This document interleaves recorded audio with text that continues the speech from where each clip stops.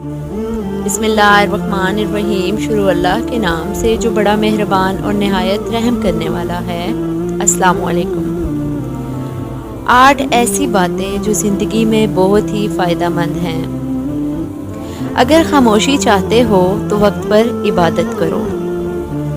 अगर चेहरे को पुररौनक बनाना चाहते हो तो तहज्जुद नमाज पढ़ो। अगर सुकून चाहते हो तो कुरान पाक की तलावत करो।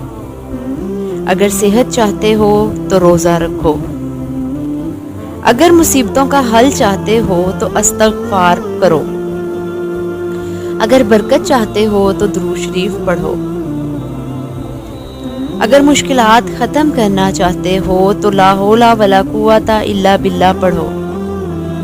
अगर गमों से निजात चाहते हो तो दुआ मांगो। और अगर नेकियां चाहते हो तो इसे आगे शेयर करो और समझो कि तुम्हारे और तुम्हारे वालिदैन के लिए सदका है।